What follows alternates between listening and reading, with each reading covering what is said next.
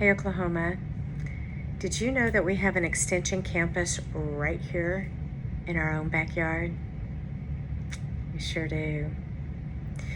Yep, same Charis Bible College that Andrew Womack founded in Woodland Park, Colorado. We have one. And what most people don't realize is, there are over 50 locations worldwide in addition to the one in Colorado. And roughly 20 of those are here in the United States, and we're blessed to have one right here in Oklahoma City. It's incredible. And, right now it's registration time. And so I was sitting here and I was praying over the school year, I was praying over the new students, I was praying over the continuing students, and all the things, and I felt like he just prompted me to jump on here and talk to his people. So that's what I'm doing. And I just felt like he wanted me to share with you about what is your purpose. And so many times we get confused about, what is our purpose? What is our calling? We don't know what it is. We're trying to search it out, trying to figure out what that is in his plan. And what we don't realize is our number one purpose that he has for each and every person is to become in a closer and deeper, more intimate relationship with him. Because the goal is that we're being transformed into the image of his dear Son, from glory to glory. Well, how do we go from glory to glory? Well, we've got to be renewed. That's how we're transformed. We're transformed by the renewing of our mind. And how do we renew our mind? With the Word and in relationship with him. And so, the number one way that Jesus modeled that for us, he's the one who set the standard, was discipleship. It was discipleship. So whether you are a single mother, or whether you are you're working in ministry right now, whether you're called to be a pastor, or you're a kid just graduating high school and not sure which direction to go, or even if you're a homeschool mom, or you're an 8-to-5er, and here you are on the treadmill of life, working all day, coming home, doing the chores, helping the kids with the homework. Everybody takes a shower, go to bed, wake up the next morning, and we're doing it all again. And you're saying to yourself, there's got to be more to it than just this. Well, there is. I'm here to tell you there is. Or maybe you've had a colorful past. Maybe you've had a really rough past, and God is delivering you out of that, because we've been translated from the kingdom of darkness into the kingdom of light. That would describe more of the category I would fit in. He changed my life, absolutely transformed me, and now I have the blessed honor of serving him in this ministry. And it was through discipleship that was revealed to me. And Jesus was the one who set the standard for that. He didn't call the 12 to follow him so that they could learn how to be amazing orators and prepare sermons. Nothing wrong with that. As a matter of fact, that came along with it. But that wasn't the number one thing. And I'll tell you, everyone's called to it, no matter who you are, regardless of who you are and your station in life. Because in Luke, it was believers that he was speaking to when he said, if you will remain in my word, you will be my disciples indeed. That's a continuing, a perpetual, an ongoing, a deeper, a more committed remaining in his word.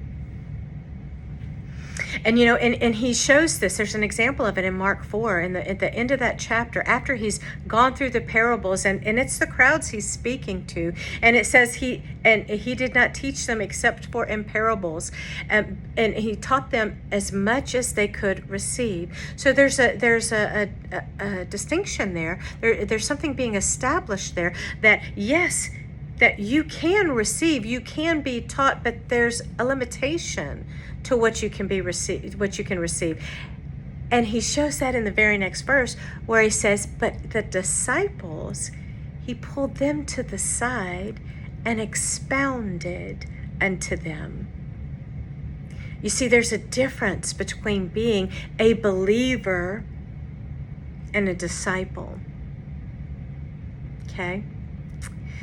So we have a program, that's what we're about. We're a discipleship program.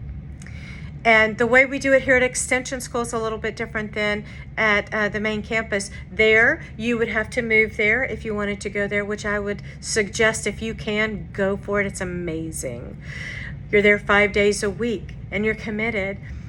But there's so many people who can't move and who have families who can't do those kinds of things. They have jobs, they have careers, or whatever it is, or finances or whatever, and they have to stay here. So we have extension schools. And in those extension schools, they're hybrid programs. And those hybrid programs mean that you do all of your classes and your coursework, your testing at home, online. But we gather 2 Saturdays a month to expound. And it's a phenomenal experience. I've been to both. I've been at a U.S. Extension campus. I get to be the dean of the very campus I graduated from. And I went to 3rd year in Woodland Park. So I've had both experiences, and they're both amazing, life-changing experiences. So if you want to find out more about it, give me a call. My number is 405-604-1509. That's for the Oklahoma City Extension Campus. If you're seeing this in another state, go to our main website, charisbiblecollege.org. Go to in-person campuses, and you'll find all of the U.S. locations. They're right there for you. We have students that travel because we're a hybrid program. We have students that come from Kansas, from Missouri, from Arkansas. Had one travel in from Louisiana, from Texas, everywhere. If you're within a range and you're within driving distance, some of them have even, worked out where they stay overnight. It's however God leads you. But that's the thing. It's your responsibility to ask Him, Lord, what discipleship journey do you want me to go on? Because the answer to the question, should I, is yes. Jesus already gave us that answer in Luke.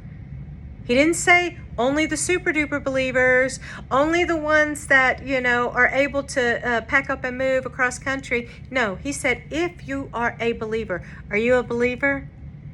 Then you are invited to be a disciple. It's His heart's desire that you consecrate time unto Him and be a disciple. So if you'd like more information about it, I'd love to share that with you. Somewhere in this link, I'll go ahead and put the link to our main campus, and you can find out all about us. But Charis is based on 2 Timothy 2:2. That is the founding scripture that Andrew used. And that is where Paul is encouraging Timothy to impart into good men the things that he's learned. And guess what those good men did? Imparted into others. Thus, the discipleship cycle. Jesus to the disciples, Jesus to Paul. Paul to Timothy, Timothy to good men unto good men. And today we're still doing it. So if you want to find out your purpose, you want to find out your calling, you don't have to be